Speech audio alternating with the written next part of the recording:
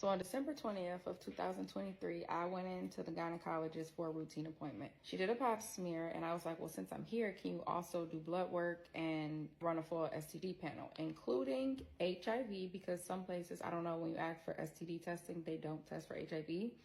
And I also said including HSV1. HSV1 is herpes simplex virus 1. It is the oral herpes. And some places won't test for it because a lot of the population actually has oral herpes, a cold sore. So a lot of people test positive for it, but then they don't want people to freak out because a lot of people may not ever have a breakout. I don't know. That's what one physician told me. And I was like, I don't know what everybody else do. I would like to know all of it. Anyway, so I asked her for those labs, and she asked me, am I asking because I have any concerns, or am I asking because, I want to do preventative testing? And I let her know preventative testing. If I am playing adult twister, then I get tested every 6 months. If I'm not playing adult twister, then I get tested once a year. The last time I had been tested was March of 2023. It was now December 2023. So I was like, just include it in there. When I left the OBGYN office, I normally go to Quest Diagnostic, which is to the right. I went there and it was probably like 5:30 and they didn't have any more appointments left because I think they closed at 6 or something like that. So I was like, damn, but there's another urgent care right on the left and they have a lab in there. So I went to that urgent care to get my blood drawn. This is very important. That was on the 20th. On the 23rd, I got a notification that said my results were ready in the portal. I logged onto the portal. I didn't even go to the STD testing because I look at my blood work first. A doctor once told me that I am mildly anemic. So they asked me to take iron. Anyway, so I checked my blood work first.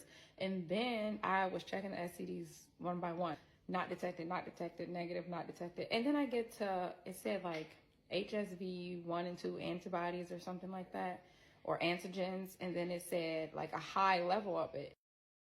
I immediately got on the phone with that doctor's office. She looked it up and she was like, okay, you know what? I'm going to see if the physician call you back. Yeah, you see what I see.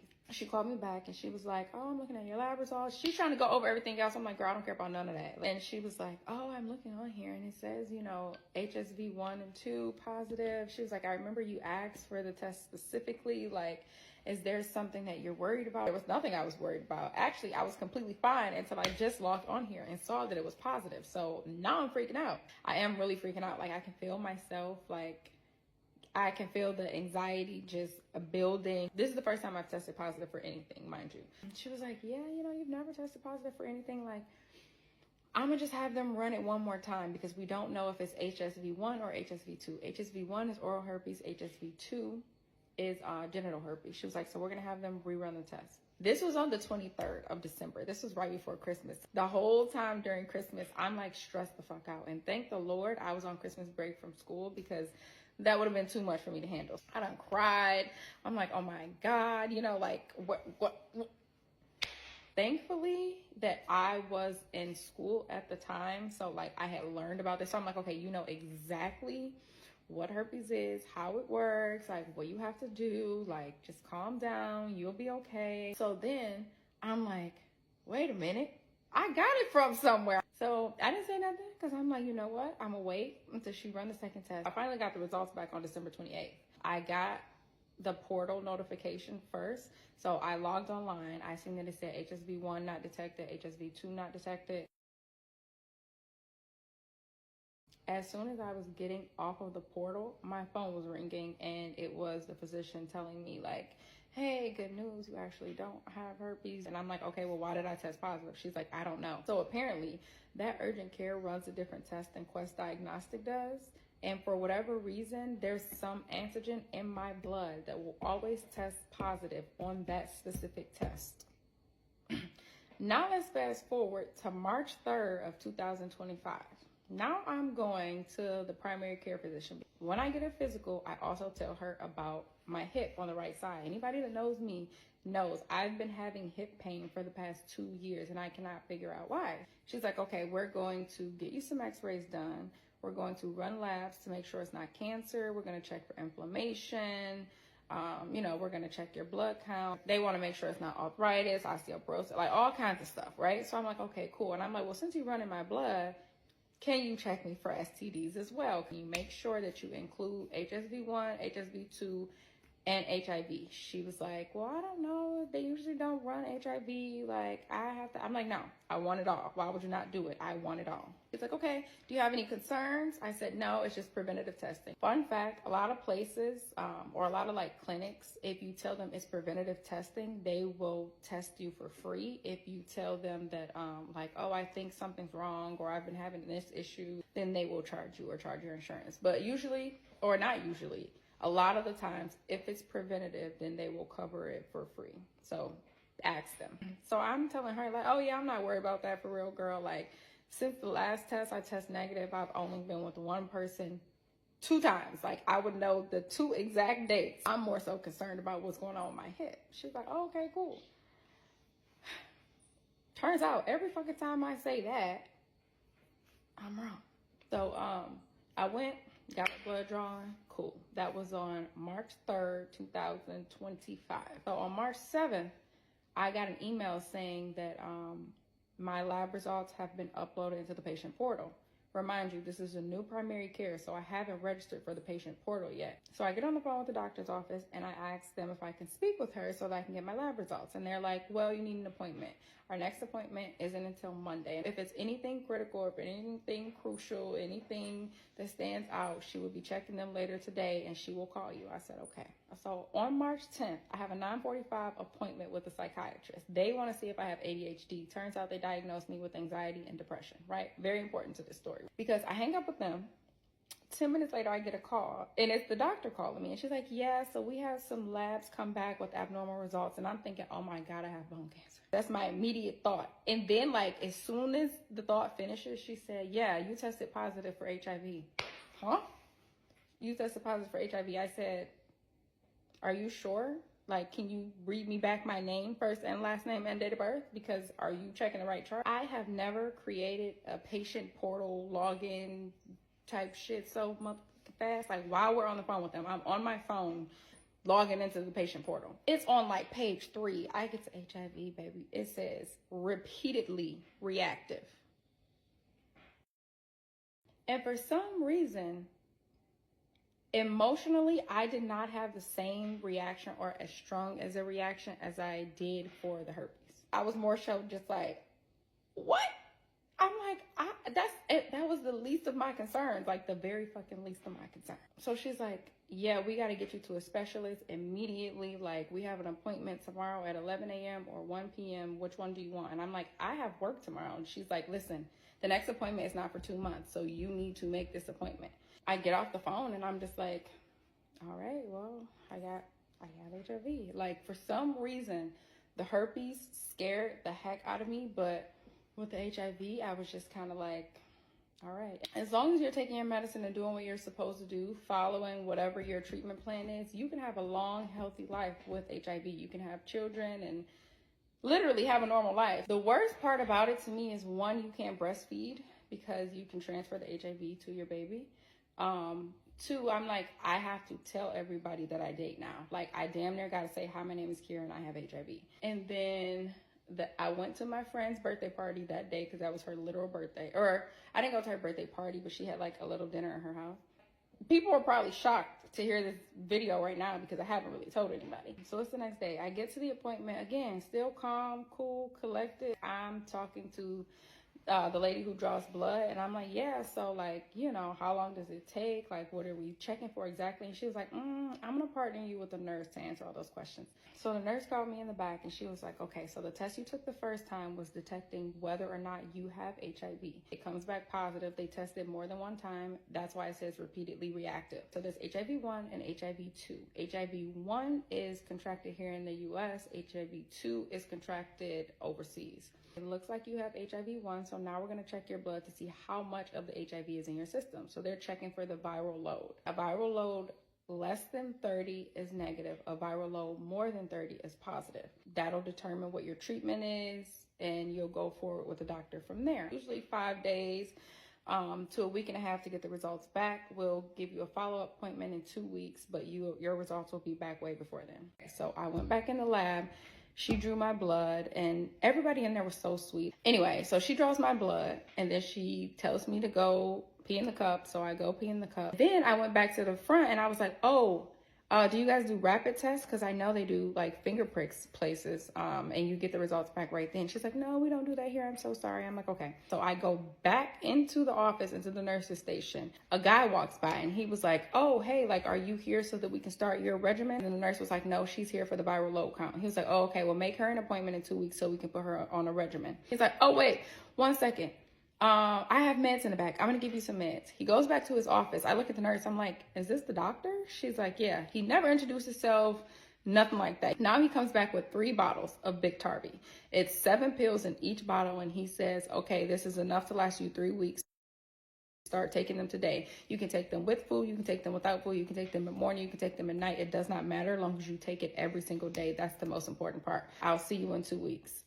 And then he walks away. And then that's when it hit me. For some reason, that medication in my hand, baby, it hit me like a ton of fucking bricks, okay? I literally wanted to bust out crying right there at that nurse's station, but I didn't. So I walked out of the office. There was a guy sitting on the steps right there. He's bawling his eyes out. I'm guessing this is his first appointment or something. He just found out that he got, I don't know. But I'm like, oh my God. Everybody in the waiting room, like some people crying. Some people like look like they just got done crying. Other people on the phone. I'm just like, oh my goodness, it's too much. So I walk out and I call every single clinic in the area, right? Planned Parenthood, every clinic, HIV clinics everywhere. I'm like, do you guys have the free rapid testing? And every place is saying no. On my way home, I was watching TikToks of like people who tested positive for HIV. And there was this one lady who was like just spreading awareness of like at home rapid tests. And she was like, yeah, you can go on this website and get them for free. Oh, okay, cool. I'm gonna do this. So then I got home, y'all. As soon as I walked in my front door, I like just started bawling, crying. I was just like, oh my God. It's crazy because I didn't really have an emotional reaction at first, but I started noticing I had no appetite, like no emotional reaction, but my reaction was physical. I could not eat. And then I was like, oh my God, this man really gave me HIV. Like, now I have to call this man. First of all, we're not on good terms. We're not even on speaking terms, right? So now I have to download this fucking app to text this man to tell him to call me. And then when he gets on my phone, I have to say, hey, I tested positive for HIV. Not only that, but you probably gave it to me because there's literally nowhere else I could have gotten it. I work in healthcare, right? So it's like you could have gotten it at work, but not really because I have not had any kind of incidents. Now I'm really crying because I'm like, I don't want to call him. I don't want to tell him this. Like, and you gave it to me, like, you know, like, I honestly, I'm not going to say I wasn't mad that he gave it to me, but I was just like, if he has it, I don't think he knows. I don't, like, there's no part of me that thinks like, oh, you did this to me on purpose. So I was like, I'm not calling him right now. I am going to wait until I get the viral load back because I was an emotional wreck, y'all. And I was like, I'm too emotional right now to get on this man's phone and say anything. So I just cried my little eyes out. And then after that, I was fine. Like, again, it went back to like the no emotional thing. But again, I could not eat. It felt like I was withering away. I'm not even kidding. Like, the time it took me to get them results back, I started feeling malnourished. So that was March 11th, right? So then 2 days go by, March 13th come, and they give me a call and they're like, oh, hey, this is the clinic. We actually forgot to give you a rapid HIV test. And I said, I literally asked y'all when I was there if I could get a rapid HIV test. And y'all said no. And they were like, oh yeah, no, that was wrong. We should have given you a rapid one there. Can you come in today? I get there, she pricked my finger, take the blood, put it in this tube, poured some red solution in it, shook it up, and then poured it in this small little white bowl, right? As it was going in the white bowl, she took a tube of blue solution, poured that in there. It turned clear. So she's looking in it. I'm looking in it with her because I'm like, what are we looking at exactly? And then she was like, okay. You ready for the results? I'm like, yeah. She's like, this test is negative. I'm like, huh? She's like, yeah, this rapid test is negative. She looks at me and she's like, are you pregnant? I'm like, no. She's like, are you sure you're not pregnant? I'm like, yeah. She's like, are you positive? I'm like, girl, at this point, I don't fucking know. You tell me. Because at this point, you got more information than I got. Am I pregnant? God damn. But I'm like, no, I'm not pregnant. I don't think I'm pregnant. Like, I know I'm not pregnant. And she's like, well, I don't know why you tested positive on the blood test and tested negative on this test. Let me call my supervisor. I can hear the supervisor on the phone. The supervisor's like, what the fuck? And she's like, who told her she was positive? And the nurse is like, her blood test told her she was positive. I'm looking at it. in the portal. She's like, you're sure the rapid test is negative? The lady's like, yes, I'm literally looking at the rapid test right here. It's negative. The supervisor's like, wow, that's weird. I don't know. And then she asked me again, like, there's not a chance you're pregnant. I'm like, I'm not pregnant, girl. I'm not pregnant. Fast forward 1 week later, the 18th, I called them, hey, what is going on? Like, I still don't have any results back. You said it takes a week. And they're saying, yeah, we don't know why you don't have the results back. That was on Tuesday. On Friday, the 21st, I called again. Hello, like, what is going on? It's been a week and a half. Now y'all pissing me off because now I have a follow-up appointment on Tuesday to start this regimen, and we don't even know what the viral load is because we ain't got it back yet. The nurses are like, we don't know why you don't have them. Like, we're actually going to have you talk to the doctor. We're going to have him give you a call. He gave me a call like a couple hours later, and he's like, yes, have you been taking your medicine? I was like, well, I took the rapid test. The rapid test said it was negative. He was like, it did? I'm like, yeah. He's like, that's weird. Well, the blood test is more accurate than the rapid test. So you still need to take that medication. Like, make sure you're taking it every single day. Doesn't matter when.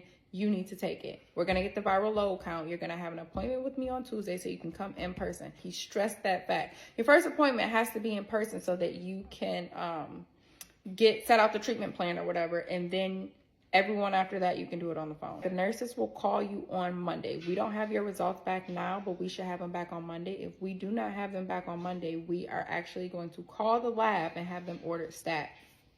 I'm like, okay, cool, whatever. So Sunday comes, I get an email and it says, I have results uploaded into the patient portal, right? Immediately, I went to that patient portal and I looked on there and it says something about like patient identification required or patient something about identification. And I'm like, what? What does this mean? Like, Monday comes, I don't hear from the nurses. The appointment time comes and goes. So I call the office. I'm like, what is going on? I have an appointment tomorrow. It's in person. It's for me to start the treatment plan. He said, I need the viral load before I start the treatment plan. So if I don't have the viral load by tomorrow, it's pointless for me to come in. Also, why didn't anybody call me for my appointment today?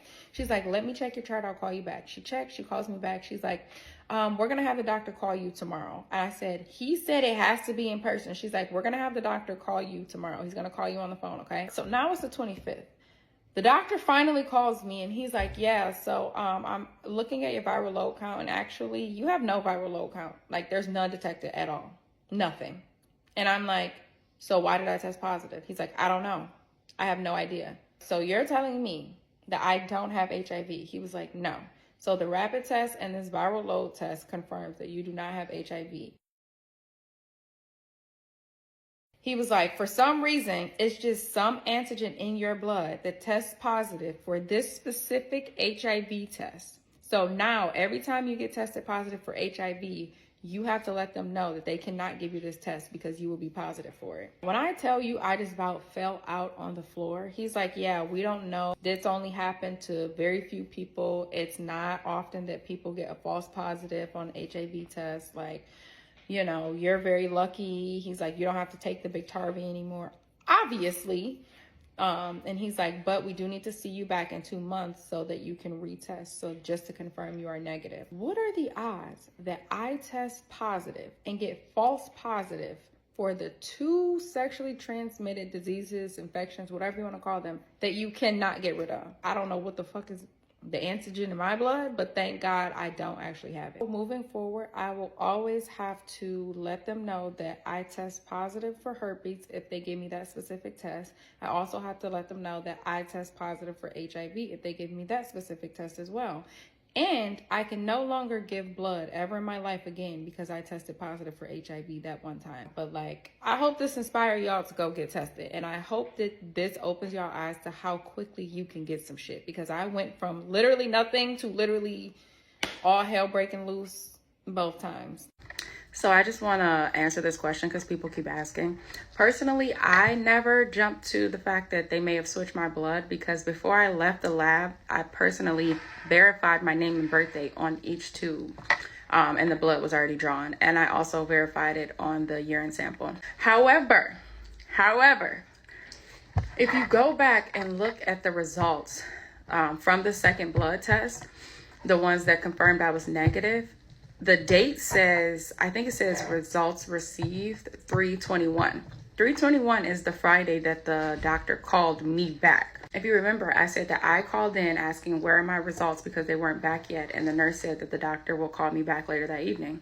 He did call me back later that evening, but it was later in the day. When he called me, we talked about the negative result that I had received from the finger prick, the rapid test. And he was like, oh, the blood test is more accurate. And I told him, like, I see that all my results for everything else came back. Why didn't my HIV results come back? And he asked for my name and date of birth. And then he went in the system, obviously, to look it up. And he was like, you don't see the results? I'm like, no. He's like, you don't see those results? I'm like, no. He was saying it as if he saw the results and he didn't understand why I couldn't see it on my chart.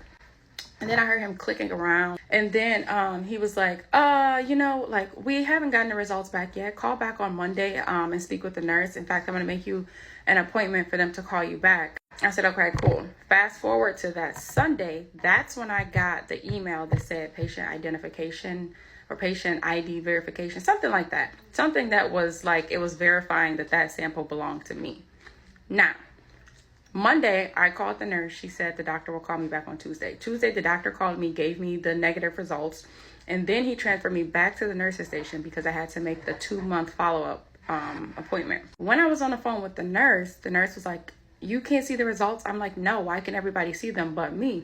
She was like, they've been in there for a while. She's like, let me go into settings. I guess there's a place that says like patient viewing allowed or allow on patient portal or something like that. But she was like, oh, it's clicked off. She turned it on and she was like, can you see it now? And I said, no. And I said, well, wait a couple of minutes on the phone with me so that we can see if it updates. She was more than happy to do that. So she waited for a little bit and then I saw the result. I think that he wasn't going to review them because he got it back so late until he had to call me back, which prompted him to go into my chart. That's why he was like, you don't see these results? But then he clicked in the results and saw that it said not detected. And he was probably like, oh, fuck. Let me call and verify before I tell her. So I think when I hung up with him, he probably called the lab and told them, verify that that sample belonged to me before he gave me those results.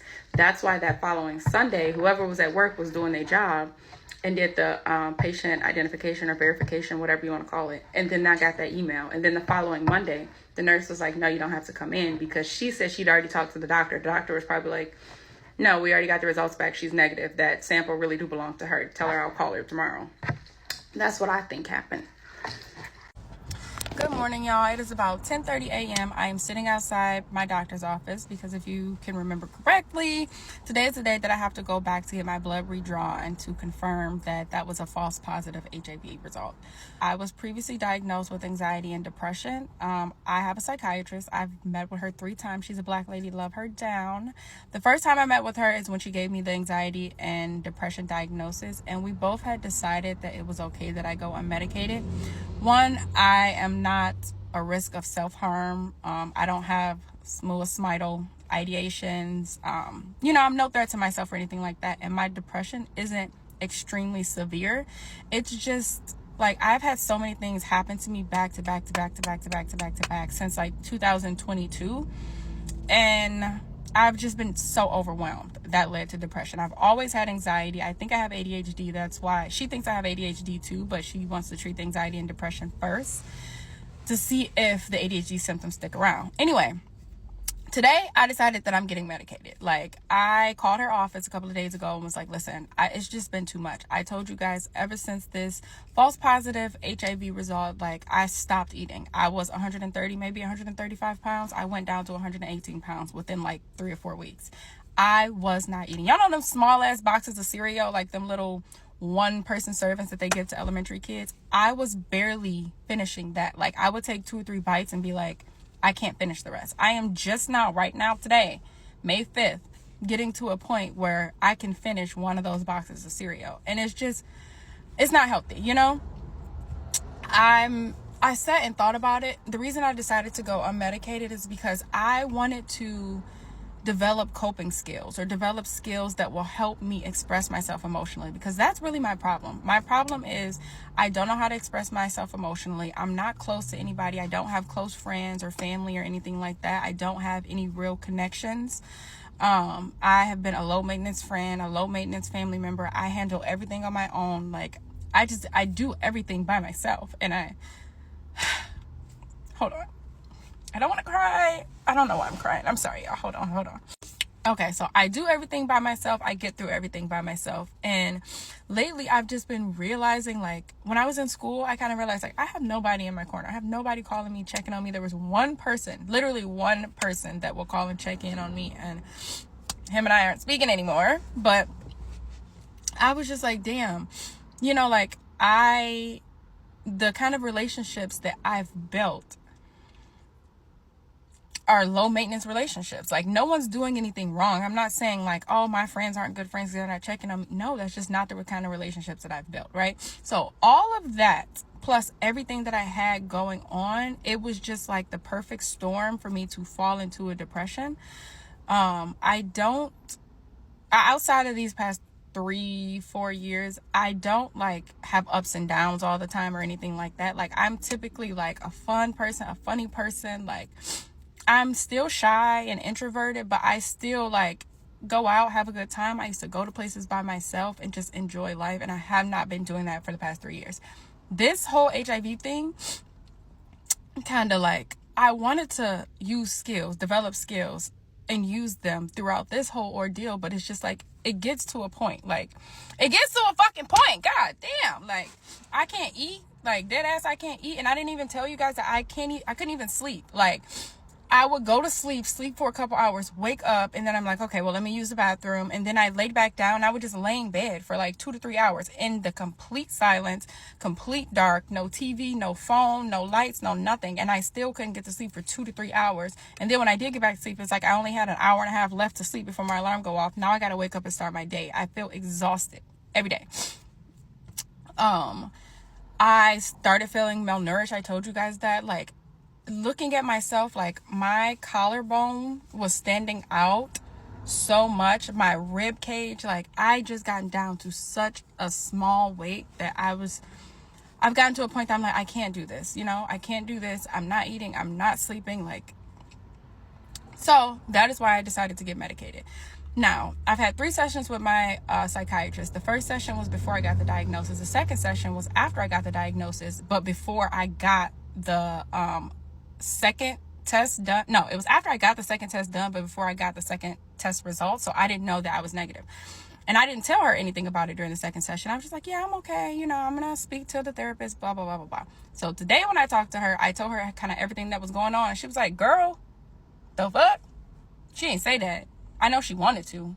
She ain't say that though. But it's just like, you don't get any cool points for not being medicated. You don't get any cool points for trying to take the hard way. You don't get any cool points for doing it by yourself. Like, I need to learn how to ask for help. I need to learn how to use my resources. And this is me doing that. Like, so she prescribed me, hold on.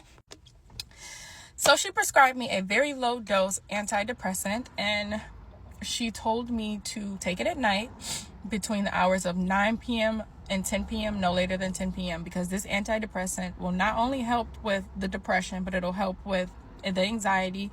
It increases appetite, so that's good, and it causes drowsiness. That's why she told me to take it at night, but no later than 10 p.m., because I don't want to still be drowsy when I have to wake up for the next day. So that prescription is sending me a CVS, and I'm about to go get it as soon as I fucking leave this place, okay? Because I need help. Like, again, I'm not, there's no risk of self-harm or like suicidal ideation or anything like that. But it's too much. Like, it is too much. It's too much. And then I feel like I'm reaching a point, to where like, I'm starting to overshare with people. It's like, once I realized that, damn, I have nobody in my corner. Why do I have nobody in my corner? Okay, then I realize it's the kind of relationships that I create. Why do I create these kind of relationships? And I realize, damn, I've never been close to anybody. Like, nobody. Mom, dad, nobody. I have never been close to anybody. I was raised by my sister. I was close to my sister up until a certain point. I kind of detached myself from that situation for reasons that, you know, I ain't got shit to do with none of this. And ever since then, I've had nobody. I haven't let anybody in. I haven't done anything. And I was like, damn, why? So in the midst of me trying to figure that out, someone also expressed to me the way that I made them feel throughout all of this. And like, as I was going through my depression, as it was starting, is kind of when I started with that person. And again, I'm not telling that person this. I wasn't telling anybody this. So nobody knows what's going on. And here we are years down the line. He expressed to me the way I made him feel. And I've just been kind of like, I don't want to make anybody feel like this. You know, like, I don't ever want to make anybody feel like this again. I don't want to keep feeling like this myself. So I'm like, I need help. So I started looking into getting help, like with a psychiatrist and a therapist. That's when I got them. But it's like, now that I realize what the problem is, when I talk to people, even like my friends or anybody, it's kind of like I'm trauma dumping. I don't want to be a trauma dumper. I need to find a happy medium. Like, bitch, you can't not talk to anybody at all, but you also don't have to fucking trauma dump. If I could just find a happy medium, like, I don't even know. But y'all, I'm gonna figure it out, because I'm a firm believer in, like, once you figure out what the problem is, the problem stops being the problem. Now the problem is the fact that you are choosing to not handle the problem. You are choosing to not get help for the problem, which I am not doing. Like, I realize what my problem is, and I am choosing to get help. I don't want my problem to be the problem, and I also don't want to be the problem for myself anymore. So I'm just figuring everything out, y'all. Anyway, I'm outside this HIV clinic. I am going to vlog this and record it. You guys won't see it until I get the results back, because I don't feel like making a ton of videos about it. And after I get the results back from this, it'll probably be the last time I talk about it, because, you know, it's just something I experienced, something I'm getting over. I'm telling you guys to bring awareness, and that's it. Like, it's not a conversation that I just want to keep having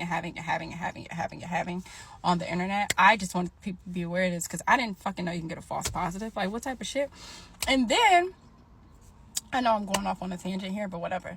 And then, another reason I decided to post about it, this is random, but I was like, what if, this is really why I decided to post about it. I was like, what if I was in a DV relationship, right? And I got those results back, or my partner got those results back and came back and did something unimaginable to me. Like, unalived me, unalived them, or just any of it. And neither one of us had it. I was thinking more along those lines when I posted about it. But after this, that's going to be it, y'all. That's going to be it. We can talk about it one more time, but we're going to wrap this shit up, okay? Okay. This woman received 2 false positive STD test results, and I am a molecular biologist, and I think I can partially explain how this might happen. I've created assays for pharmaceutical companies. I am also a medical laboratory scientist, so I am licensed to perform these tests. There's a lot of things to note when looking at diagnostic tests. There are multiple types of tests being used. There are multiple types of antibodies. There's 5 different types. For this video, we're going to concentrate on IgM and IgG. During a viral infection, the first antibodies to respond are most likely going to be IgM, and then you will generate IgG. IgM has a shorter half-life and is more so an indication of a recent infection. IgG has a longer half-life, means it stays in the body longer, and it's more so an indicator of a recent or a past infection. Please remember these things. I'm going to use the lab results she provided to us. I did try to block out some personal information because I just want to focus on the results in the diagnostics test used. And I will also link her videos below. Okay, so this is the herpes test. It looks like she was positive for herpes 1 and 2. IgM, that is important. IgM, this is by ELISA. ELISA means enzyme-linked immunosorbent assay. What is that? It's an assay in which antibodies are used to detect an antigen or another antibody, and they are linked with an enzyme which can be an indicator if something is there. And in this case, IgM was present, 1.87 index value. The cutoff is 1.1. A PCR test was done. This looks like it was done in December of 2023. PCR test is a molecular assay that amplifies DNA. So it does not detect antibodies. It detects the presence of DNA. which she was negative for both HSV-1 and HSV-2. I also want to point out, it looks like in 2025, she got an IgG test done. This is in ELISA. IgG, remember, tells you if there was a past infection or a recent infection. And it looks like she was negative for both HSV-1 and HSV-2. So what does this mean? She tested positive for IgM, negative on the PCR test, and negative for IgG. What the heck happened? I'll get into it later, but there can be things that interfere with the IgM immunoassay. There are many things that can interfere with it. Also, many labs have discontinued the herpes IgM test because it doesn't really tell you anything, especially for asymptomatic people. It doesn't differentiate between 1 and 2. 1, like she said, is the oral herpes. 2 is the genital herpes.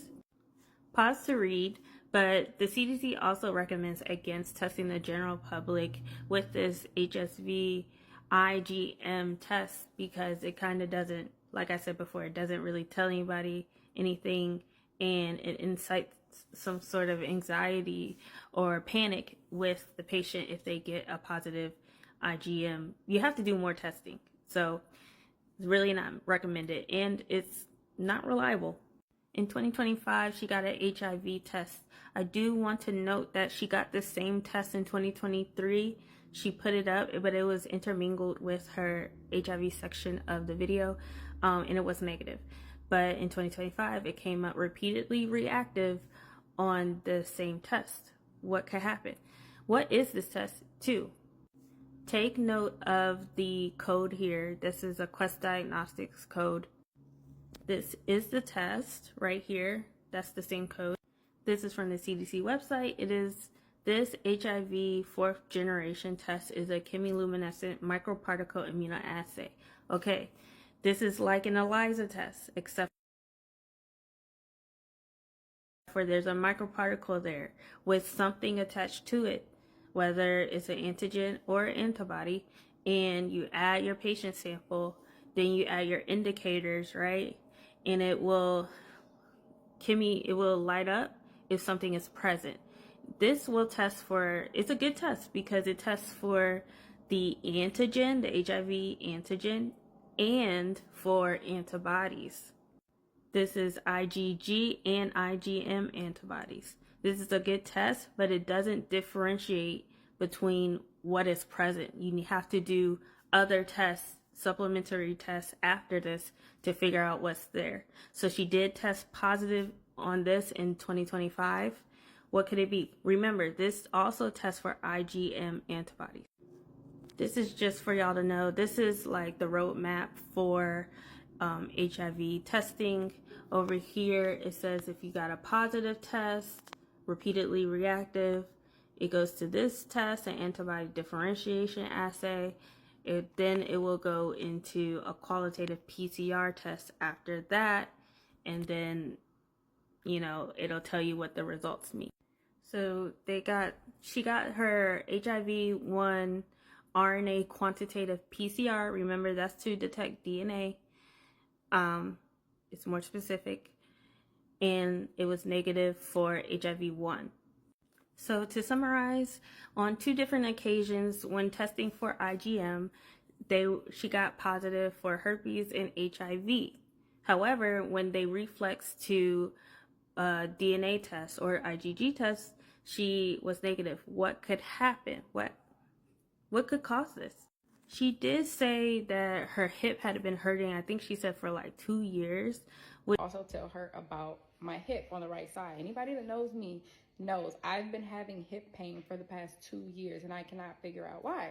Which made me think maybe she could have rheumatoid arthritis. I know that she said that they were going to test her for everything and get x-rays, so I don't know if it's confirmed that she does have it, but I looked in the literature and there was a few publications that talk about how rheumatoid factor, which is an IgM antibody in rheumatoid arthritis, can interfere with HIV tests and herpes tests.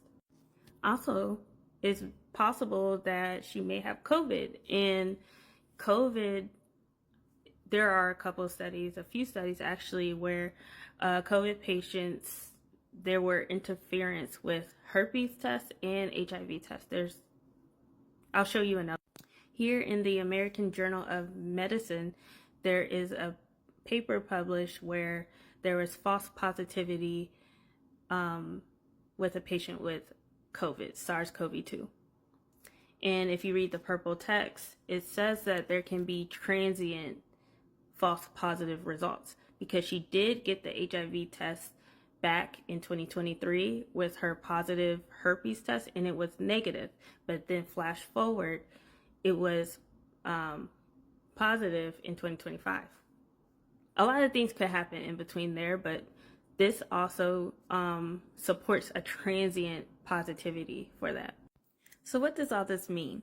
With immunoassay tests that detect antibodies or something like that, especially IgM, if you are infected with something else, I know she was asked if she was pregnant, repeat pregnancies, things like that can't interfere with these tests. But a good thing with diagnostic tests is that there's sometimes, most often, a confirmatory molecular test to be done afterwards. Timing of the test is important too. So if you get tested too quickly after having, what did she say, the adult twister? That was funny. If you get tested too quickly, you may get false negative results. So be careful with that too. I'm really sorry this happened to her, but hopefully she could get some answers after investigating what's going on with her hip. She might have rheumatoid arthritis, which may be an answer to why there was interference with her tests.